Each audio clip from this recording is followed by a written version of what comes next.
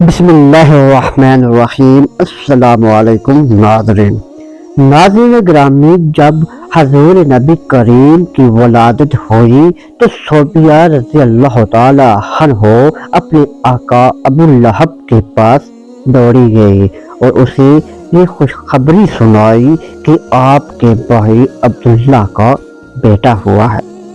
ابو لہب اپنے مرحوم بھائی کی نشانی پیدا ہونے پر اتنی مسرت حاصل ہوئی کہ وہ اس نے انگشت شہادت سے اشارہ کرتے ہوئے صوفیہ سے کہا، جا اس خوشی میں تجھے آزاد کیا۔ صوفیہ، تم نے مجھے میرے بھتیجے کی خوشخبری دی ہے، میں تمہیں آزادی کا پروانہ دیتا ہوں، جاؤ آج سے تم آزاد ہو۔ صوفیہ پر شادی مرگ کی کفیت طاری ہو جاتی ہے، اسے شکریہ ادا کرنے کے لیے الفاظ نہیں ملتے، اس لیے سومن بکمن کھڑی آقا کا منہ تک رہی ہے۔ ابو لہب اس کی یہ حالت دیکھ کر بے اختیار مسکرا دیتا ہے۔ تھوڑی دیر بعد جب اس کی یہ حالت بدل جاتی ہے تو آقا سے پوچھتی ہے، آقا کیا آپ نے واقعی ہی مجھے آزاد کر دیا ہے؟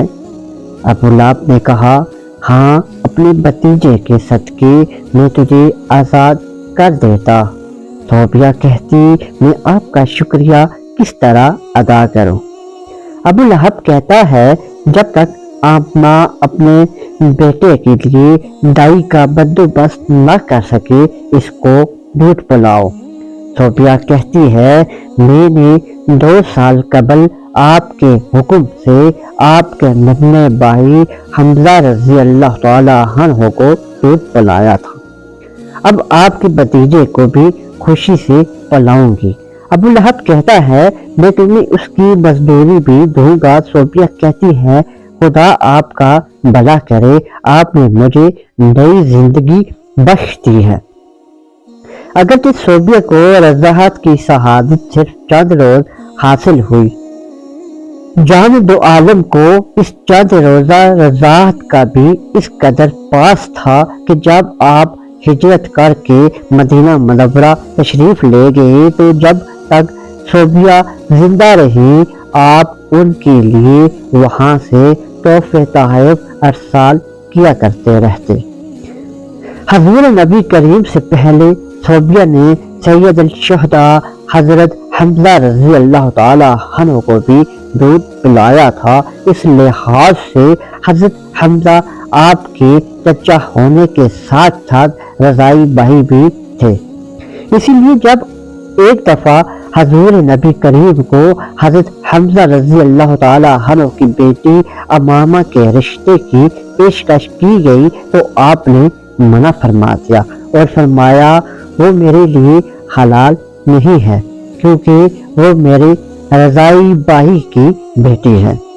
40 سال بعد جب حضور نبی کریم منصب نبوت سے سرفراز ہوئے اور آپ نے لا الہ الا اللہ محمد رسول اللہ کا اعلان کر کے بزم کفر شرک کا درم کر دیا تو وہی چچا جس نے آپ کی ولادت کی خوشی میں صوفیہ کو آزادی کا پیغام انعام بخشا تھا، آپ کا کٹر مخالف بن گیا۔ اس کی بیوی ام جمیل شوہر سے بھی 2 ہاتھ آگے تھی۔ دونوں نے آپ کے خلاف محاذ بنا لیا اور آپ کے دل آزاری اور اظہار ثانی میں کوئی کسر اٹھا نہ رکھی۔ اللہ تعالیٰ اس قدر غضبناک ہوا کہ ان دونوں کے عبرتناک انجام پر مشتمل ایک مستقبل صورت نازل فرما دی۔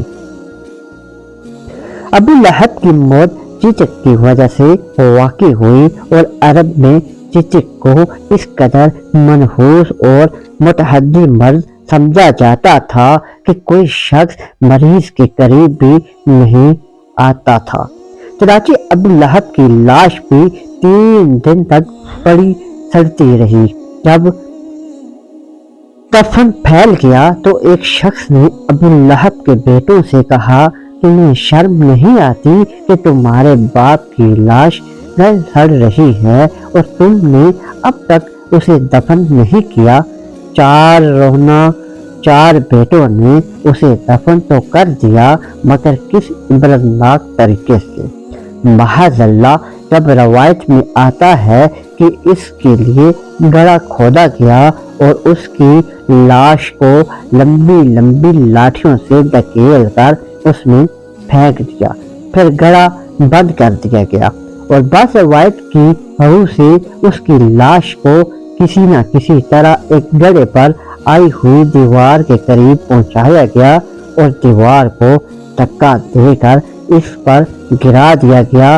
پھر بھی جسم کے بعض حصے نظر آ رہے تھے، چنانچہ دور سے پتھر مار مار کر اس حصے کو ڈھانپ دیا گیا۔ یہ انجام ہوا اس حسین جمیل شخص کا جسے شفق رنگ خسارے اور گلنار چہرے کی مناسبت سے ابو لہب شہل روح کہا جاتا تھا، جبکہ اس کا حقیقی نام عبد الغزا تھا۔ تو ناظرین، یہ تھا ہمارا آج کا ٹاپک۔ انشاءاللہ پھر ملاقات ہوگی ایک نئی ویڈیو کے ساتھ، تب تک مجھے اجازت دیجیے گا۔ اللہ نگہبان۔